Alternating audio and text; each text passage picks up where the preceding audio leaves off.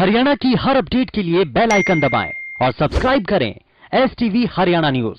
नमस्कार, आप देख रहे हैं हरियाणा न्यूज और मैं हूं आपके साथ शुभेंदु सिंह। रुक कर लेते हैं फटाफट खबरों का। हरियाणा में जहरीली शराब मामले में हरियाणा न्यूज के पास SIT की रिपोर्ट की एक्सक्लूसिव रिपोर्ट हाथ लगी है। इस रिपोर्ट में आबकारी विभाग के साथ सोनीपत, पानीपत और फरीदाबाद के पुलिस कर्मचारियों और अधिकारियों पर कई गंभीर आरोप लगाए गए। रिपोर्ट में आबकारी विभाग की असफलता का भी जिक्र किया गया। साथ ही मामले में पुलिस कर्मचारियों और अधिकारियों के खिलाफ काम में लापरवाही बरतने को लेकर कार्रवाई की सिफारिश की गई। बढ़ती महंगाई को लेकर सरकार लगातार विपक्ष के निशाने पर है। कांग्रेस नेता राहुल गांधी भी लगातार सरकार को घेर रहे हैं। वहीं गृह मंत्री अनिल विज ने अब राहुल गांधी को आरोपों का जवाब दिया। अनिल विज ने केंद्र सरकार का बचाव करते हुए कहा कि राहुल गांधी बुरा सोचते हैं, बुरा बोलते हैं, कभी देश के लिए अच्छा नहीं करते। वहीं अंबाला दिल्ली मार्ग पर 22 एकड़ में 220 करोड़ रुपए से अधिक की लागत से भव्य शहीदी स्मारक का निर्माण किया जा रहा है, जिसे कांग्रेस अपना प्रोजेक्ट बता रही है। विज ने कहा कि 21 साल से वो विधानसभा में इस स्मारक को बनाने की मांग करते आ रहे हैं। अनिल विज ने कहा कि शहीदी स्मारक को लेकर भूपेंद्र हुड्डा ने सिर्फ घोषणा की थी, लेकिन बनाने वाली हमारी सरकार है। कांग्रेस के पूर्व अध्यक्ष राहुल गांधी के आपातकाल को गलती स्वीकार करने पर गृह मंत्री अनिल विज ने निशाना साधा। अनिल विज ने ट्वीट कर कहा कि राहुल गांधी का केवल ये मान लेना कि उनकी दादी ने 1975 में जो आपातकाल लगाया था वो गलती थी, काफी नहीं है। उन्होंने कहा कि लोकतंत्र विरोधी तानाशाही सोच आज भी कांग्रेस में जिंदा है। अगर राहुल गांधी को आपातकाल लगाने का प्रायश्चित ही करना है तो तानाशाही कांग्रेस पार्टी को छोड़ देना चाहिए। कोरोना के खिलाफ वैक्सीनेशन अभियान जारी है। प्रदेश भर में 60 साल से ज्यादा की उम्र के बुजुर्गों को कोरोना की वैक्सीन दी जा रही है। इस बीच कोरोना के आंकड़े भी लगातार जारी हैं। पिछले 10 दिन से कुरुक्षेत्र में हर रोज कोरोना केसों की संख्या में इजाफा होता जा रहा है। अब तक कुरुक्षेत्र में कोरोना से 134 लोगों की मौत की खबर आ चुकी है। मंगलवार को कोरोना के 32 नए कोरोना केस सामने आए। झज्जर के सिविल अस्पताल में भी लगातार लोग कोरोना की वैक्सीन ले रहे हैं। इस दौरान वैक्सीन लेने वाले लोगों का कहना है कि सभी को आगे आकर कोरोना की वैक्सीन लगवानी चाहिए। लव जिहाद को बड़ी समस्या बताते हुए हरियाणा सरकार 5 मार्च से शुरू हो रहे विधानसभा सत्र में सख्त कानून बनाने जा रही है। वहीं RTI खुलासे के मुताबिक पिछले 3 सालों में प्रदेश के 6 जिलों में सिर्फ 4 मुकदमे दर्ज हुए। इनमें से 2 केस पुलिस जांच में झूठे पाए गए और 1 केस में आरोपी कोर्ट से बरी हो चुका है और चौथा केस अभी लंबित है। पानीपत के RTI एक्टिविस्ट PP कपूर ने RTI खुलासा करते हुए बताया कि बीजेपी और JJP सरकार जिस लव जिहाद पर सख्त कानून बनाने जा रही है उसका कोई जमीनी आधार नहीं। लव जिहाद कोई समस्या नहीं बल्कि समाज को बांटने और वोट बटोरने का चुनावी हथकंडा है। गोहाना की पुलिस टीम को एक बड़ी कामयाबी मिली। दरअसल गोहाना पुलिस ने हथियारों के बल पर कार लूटने वाले बदमाशों को गिरफ्तार किया। गोहाना की अपराध शाखा के जांच अधिकारी जलजीत सिंह ने बताया कि CIA गोहाना ने एक कार लूट के गिरोह के 3 सदस्यों को गिरफ्तार किया। गांव छिछड़ाना के पास एक सेंट्रो कार में कुछ युवकों पर शक होने पर पुलिस टीम ने उन्हें रोककर पूछताछ शुरू की तो उन्हें आरोपियों की सेंट्रो कार से पिस्तौल मिली, जिसके बाद पुलिस ने उनसे सख्ती से पूछताछ की। तब आरोपियों ने बताया कि अब तक उन्होंने कुल 5 कार लूट करने की वारदातों को अंजाम दिया। किसान आंदोलन का आज 98वां दिन है। किसान पिछले 98 दिनों से दिल्ली के बॉर्डर पर डटे हैं। किसानों का कहना है कि जब तक 3 कृषि कानून पूरी तरह से सरकार वापस नहीं लेती तब तक आंदोलन जारी रहेगा। मंगलवार को किसान संगठनों ने अपनी बैठक करने के बाद एक प्रेस कॉन्फ्रेंस की, जिसमें उन्होंने अपनी आगे की रणनीति की जानकारी दी। किसानों ने बताया कि वो 5 मार्च से कर्नाटक से MSP दिलाओ अभियान की शुरुआत करेंगे और 6 मार्च को KMP जाम करेंगे। किसानों ने बताया कि 6 मार्च को किसान आंदोलन के 100 दिन पूरे हो रहे हैं, जिसके बाद वो अपने अपने घरों पर काले झंडे लगाएंगे। वहीं आंदोलन के दौरान महिलाओं को भी आगे रखा जाएगा। साथ ही सरकार पर वोट से चोट करने का भी किसानों ने एक्शन प्लान बनाया, जिसके बाद 12 मार्च को कोलकाता में किसानों की रैली की जाएगी। झांसा बॉर्डर पर किसानों ने कच्ची ईंटों से कमरे बनाकर गर्मियों का इंतजाम शुरू कर दिया। इन कमरों के ऊपर पराली की छतें डाली जा रही हैं। किसानों ने बताया कि ये तैयारियां खास तौर से गर्मियों के लिए की गई, क्योंकि उन्हें लग रहा है कि आंदोलन अभी लंबा चलेगा। किसानों ने बताया कि सरकार की तरफ से बातचीत का कोई रास्ता अभी तक नहीं निकाला गया, इसीलिए वो आगे का इंतजाम कर रहे हैं। चंडीगढ़ में मंगलवार को सीएम मनोहर लाल ने प्रेस कॉन्फ्रेंस की और इस दौरान कई मुद्दों पर जानकारी दी। सीएम ने बताया कि 5 मार्च से हरियाणा का बजट सत्र शुरू हो रहा है, जो राज्यपाल के अभिभाषण से शुरू होगा। कोरोना की समस्याओं पर बोलते हुए सीएम ने कहा कि कोविड से हमारे जीवन पर प्रभाव पड़ा है और कोरोना काल में बनाने गए फंड में करीब 290 करोड़ रुपए आए हैं। सीएम ने बताया कि अब फिर से कोरोना के केस बढ़ने शुरू हो गए हैं, जिसको लेकर आवश्यक निर्देश दिए गए हैं। विपक्ष को घेरते हुए सीएम ने कहा कि जब विपक्ष के पास कोई मुद्दा नहीं बचता तो विपक्ष महंगाई का राग अलापने लगता है। चंडीगढ़ में बीजेपी की ओर से संगठन की कार्यप्रणाली को लेकर एक बैठक का आयोजन किया गया, जिसमें सीएम, बीजेपी प्रदेश अध्यक्ष ओपी धनखड़ और प्रदेश प्रभारी विनोद तावड़े मौजूद रहे। चंडीगढ़ में मुख्यमंत्री मनोहर लाल से हिंदी फिल्म मेरा फौजी कॉलिंग की स्टार कास्ट ने उनके आवास पर मुलाकात की। इस मौके पर मुख्यमंत्री मनोहर लाल ने हिंदी फिल्म मेरा फौजी कॉलिंग की स्टार कास्ट का स्वागत करते हुए कहा कि खुशी की बात है कि फिल्म एक फौजी के पराक्रम और हौसले पर आधारित है। सीएम ने कहा कि मुझे उम्मीद है कि इस प्रेरणादायी फिल्म से युवा पीढ़ी में देशभक्ति का भाव जागृत होगा। हरियाणा तो वैसे भी जय जवान जय किसान और जय पहलवान की धरती है, ऐसे में फिल्म प्रदेश के लोगों के दिल के करीब होनी स्वाभाविक है। सीएम ने भी वीर सैनिक की कहानी पर अभिनीत फिल्म को देखने की उत्सुकता जाहिर की। मुख्यमंत्री ने बताया कि हरियाणा सरकार ने अपनी फिल्म पॉलिसी बनाई है, जिसमें हरियाणा को पृष्ठभूमि में रखकर अब बनने वाली फिल्मों के लिए विशेष अनुदान दिया जाता है। हरियाणा के उप मुख्यमंत्री दुष्यंत चौटाला ने फरीदाबाद में कष्ट निवारण समिति की बैठक में शिरकत की। इस बैठक में 16 मामलों को सुना गया। इनमें से कुछ ऐसे मामले थे जो लंबे समय से लंबित थे। बैठक के बाद प्रेस वार्ता में आगामी हरियाणा विधानसभा में पेश होने वाले बजट को लेकर भी दुष्यंत चौटाला ने काफी उम्मीद जताई। बैठक के बाद बीजेपी नेता सुभाष बराला ने जानकारी देते हुए बताया कि ये बैठक 2 चरणों में आयोजित की गई। साथ ही उन्होंने बताया कि बैठक में गरीब लोगों के लिए कल्याणकारी योजनाओं को लेकर चर्चा की गई। सिरसा में जेजेपी नेता दिग्विजय चौटाला ने अपने चाचा अभय चौटाला पर तंज कसते हुए कहा कि उन्हें इस बात की शंका है जिस गति से वो अपने आप को अवार्ड दे रहे हैं, कहीं कल एलनाबाद में होने वाली किसान पंचायत में वो अपने आप को भारत रत्न का अवार्ड न दें।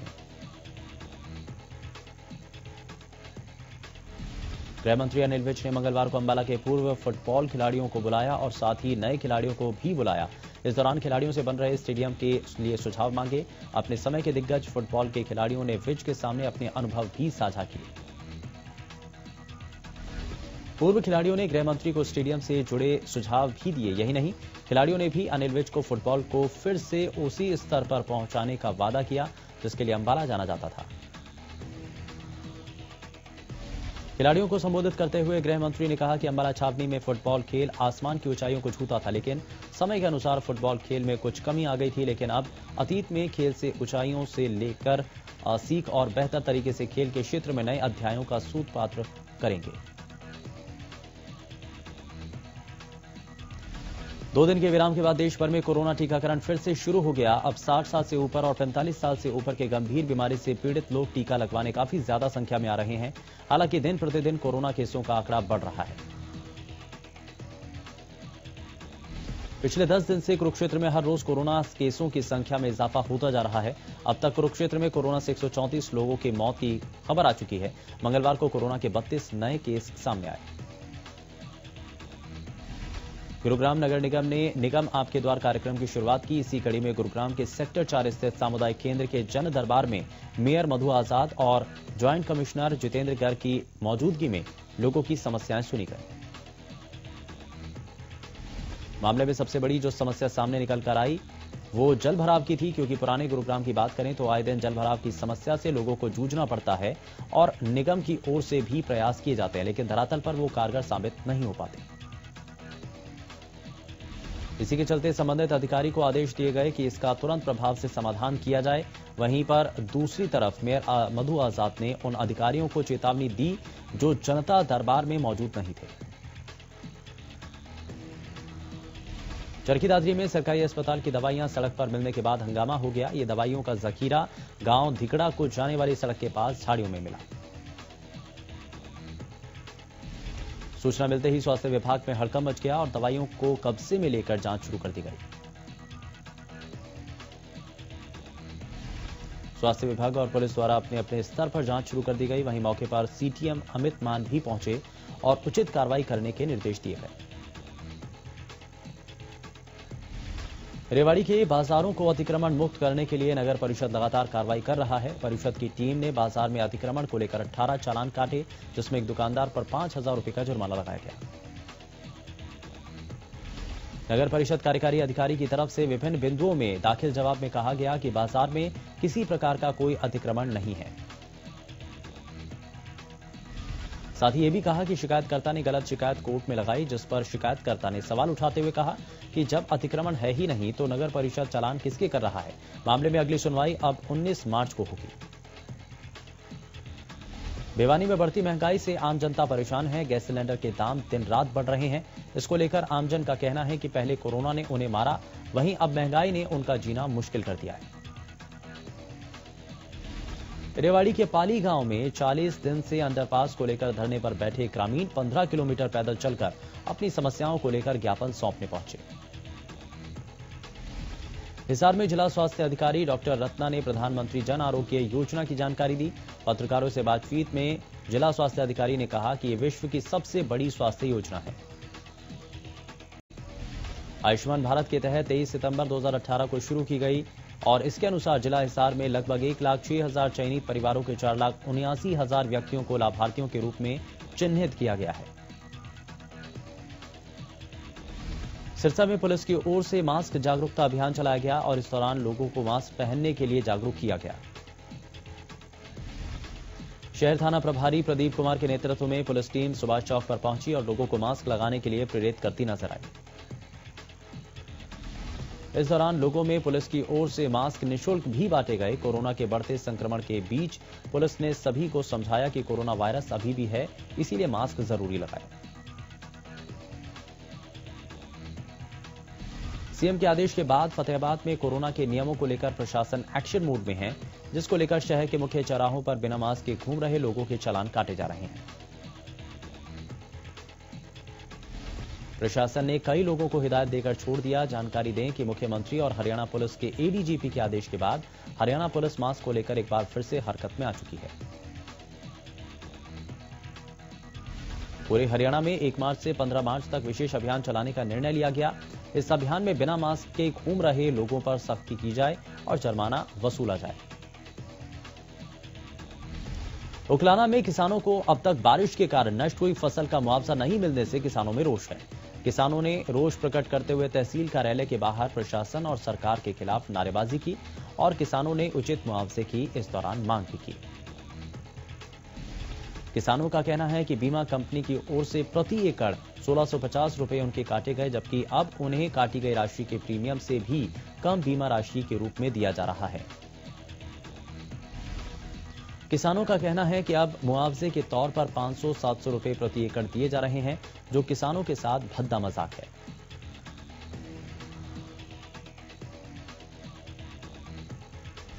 आम जनता पर महंगाई की मार का सिलसिला जारी है। दिल्ली एनसीआर में सीएनजी और पीएनजी की कीमतों में फिर से बढ़ोतरी हुई। सीएनजी 70 पैसे महंगा हुआ, जबकि पीएनजी की कीमत में 91 पैसे की बढ़ोतरी हुई।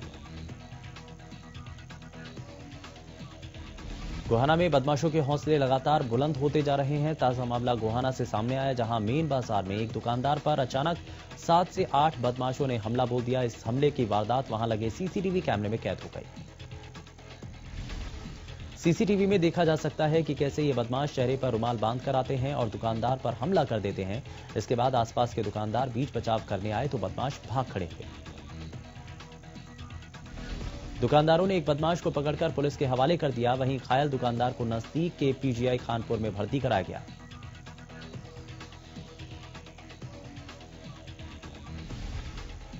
प्रधानमंत्री नरेंद्र मोदी की पहल पर शुरू की गई नल से जल योजना के तहत ग्रामीण इलाकों की महिलाओं को बड़ी सहूलियत मिली है। योजना की वजह से प्रदेश के 5 जिलों कुरुक्षेत्र, अंबाला, रोहतक, करनाल और पंचकुला के गांवों में अब 100% पानी के कनेक्शन हो चुके हैं। सरकार की इस योजना से लाभ उठा रहे लोगों के चेहरे पर खुशी है। महिलाओं को पानी के लिए अब मशक्कत नहीं करनी पड़ रही है। अब उन्हें अपने घर से कुछ ही दूरी पर आसानी से पानी उपलब्ध हो पा रहा है। पहले पानी के लिए महिलाओं को ज्यादा दूरी तय करनी पड़ती थी, जिसमें उनका काफी वक्त खराब होता था।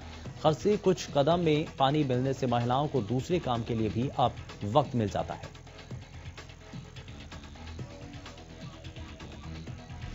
बहादुरगढ़ में सरकारी विभागों पर 10 करोड़ रुपए से ज्यादा का बिजली बिल बकाया है। बिजली बिल का सबसे बड़ा डिफॉल्टर बहादुरगढ़ नगर परिषद है, जिसके बाद पब्लिक हेल्थ का नंबर आता है।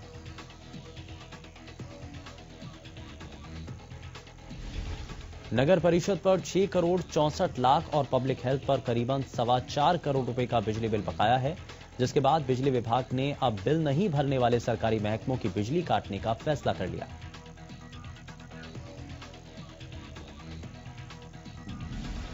विभाग के एक्सीएन रामपाल ने बताया कि बकाया राशि जमा नहीं कराने वाले सरकारी विभागों के बिजली कनेक्शन अस्थायी रूप से काटने का फैसला लिया गया है।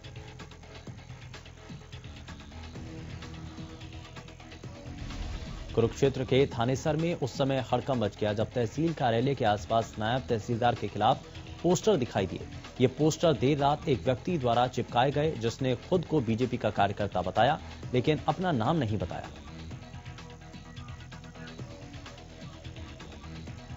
इन पोस्टरों में तहसील कार्यालय और नायब तहसीलदार पर गंभीर आरोप लगाए गए हैं। पोस्टर में नायब तहसीलदार और तहसील कर्मचारियों पर रजिस्ट्री के नाम पर मोटी रकम ऐंठने के आरोप लगाए गए।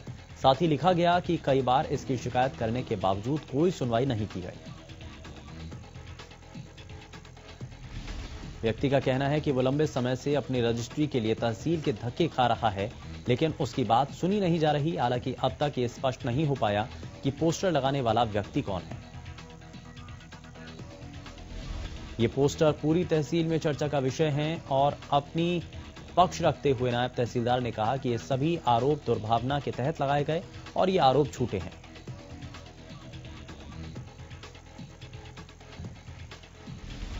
आजकल हैकर्स लोगों की कमाई को बैंक से उड़ाने के लिए नए नए तरीके से लोगों को अपना शिकार बना रहे हैं। ऐसा ही एक मामला उस वक्त सामने आया जब यमुनानगर की एक युवती को ऑनलाइन पिज्जा ऑर्डर करना महंगा पड़ा।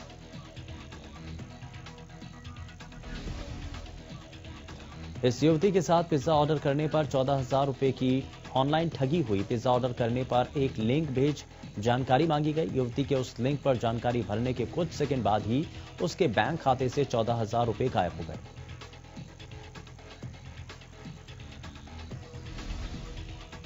फरीदाबाद नगर निगम का सालाना बजट पेश होने के दौरान जमकर हंगामा देखने को मिला। इस बजट को लेकर कई पार्षदों ने नाराजगी भी जताई। निगम द्वारा पेश किए गए बजट को लेकर सदन की बैठक में गहमा गहमी का माहौल दिखा। बीजेपी पार्षद कुलबीर तेवतिया ने बजट से नाराज होकर बजट की कॉपी भी फाड़ दी। मामला तब और ज्यादा गर्मा गया जब पार्षद जयवीर खटाना ने बजट को लेकर अधिकारियों से सवाल करने पर निगम कमिश्नर ने उन्हें ऊंची आवाज में बोलने से रोका, जिसके बाद जयवीर खटाना ने इस्तीफे की पेशकश कर दी। दरअसल रोड पर खड़े ट्रॉलेस में पीछे से आ रहे ट्रक ने जोरदार टक्कर मार दी। इस दौरान ट्रक में आग लग गई। आग लगने के कारण ट्रक में बैठे चालक की झुलसने के कारण मौत हो गई। वहीं आरोपी ड्राइवर मौके से फरार है। नांगल चौधरी निजामपुर रोड पर हुआ, जहां एक ट्रॉले और पिकअप में जोरदार भिड़ंत हो गई। इस हादसे में 8 से 10 लोग गंभीर रूप से घायल हो गए, जबकि 2 लोगों की दर्दनाक मौत हो गई।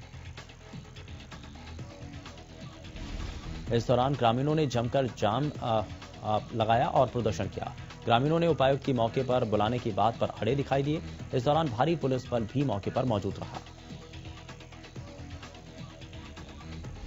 गोहाना में एक बार फिर तेज रफ्तार का कहर देखने को मिला, जहां गोहाना रोहतक पानीपत रोड पर गांव चिड़ाना के पास पानीपत की तरफ से आ रहे एक तेज रफ्तार ट्रक ने सड़क किनारे खड़े 2 लोगों को टक्कर मार दी। टक्कर लगने से दोनों की मौके पर ही मौत हो गई। हादसे के बाद ट्रक पलट गया और ट्रक चालक फरार हो गया। एक मृतक रेलवे में 4th क्लास कर्मचारी था और दूसरा पास की फैक्ट्री में काम करने वाला बिहार का रहने वाला प्रवासी मजदूर था। हादसे के बाद पुलिस ने दोनों के शवों को पोस्टमार्टम के लिए भेज दिया और अज्ञात ट्रक चालक के खिलाफ केस दर्ज कर मामले की जांच शुरू कर दी है। पुचाना के गांव बधाना के लोग लंबे समय से पानी की समस्या से जूझ रहे हैं। अपनी समस्या को लेकर ग्रामीण और महिला इकट्ठा होकर जींद के जन स्वास्थ्य विभाग पहुंचे और कार्यकारी अभियंता कार्यालय के बाहर जोरदार विरोध प्रदर्शन किया। महिलाओं ने चेतावनी देते हुए कहा कि अगर 2 दिनों में उनकी समस्या का समाधान नहीं हुआ तो वो गांव के जलघर को ताला जड़ देंगे। महिलाओं की शिकायत है कि गांव के लोग लंबे समय से पीने के पानी की समस्या से जूझ रहे हैं, लेकिन शिकायतों के बाद भी उनकी समस्या का समाधान नहीं किया जाता। गांव में जलघर होते हुए भी महिलाओं को पीने का पानी बर्तनों में भरकर लाना पड़ता है। इस समस्या के चलते कोई गांव अपनी बेटी का रिश्ता बधाना के बेटों से भी नहीं करता। गोहाना में 5 दिन पहले हुई एक ज्वेलर की दुकान में दिन दहाड़े 20 लाख से ज्यादा के सोने चांदी के आभूषणों के लूट मामले में अभी तक आरोपियों की गिरफ्तारी नहीं होने से गोहाना व्यापार मंडल के व्यापारियों ने गोहाना के एएसपी से मुलाकात की और आरोपियों की गिरफ्तारी की मांग की। साथ ही कहा कि अगर 2 दिन में आरोपियों की गिरफ्तारी नहीं हुई तो गोहाना के सभी व्यापारी अपनी दुकानें बंद कर रोड पर उतरने को मजबूर होंगे। वहीं एएसपी निकिता खट्टर ने जल्द ही आरोपियों की गिरफ्तारी का भरोसा दिया। गौरतलब है कि 26 फरवरी गोहाना के गुड्डा चुंगी के पास एक सुनार की दुकान से पिस्तौल के बल पर 4 बदमाशों ने 20 लाख की लूट की घटना को दिन दहाड़े अंजाम दिया था। पूरी वारदात दुकान में लगे सीसीटीवी कैमरे में भी कैद हो गई थी, लेकिन घटना के 5 दिन बीत जाने के बाद भी पुलिस के हाथ इस मामले में खाली हैं, जिससे व्यापारियों में नाराजगी है।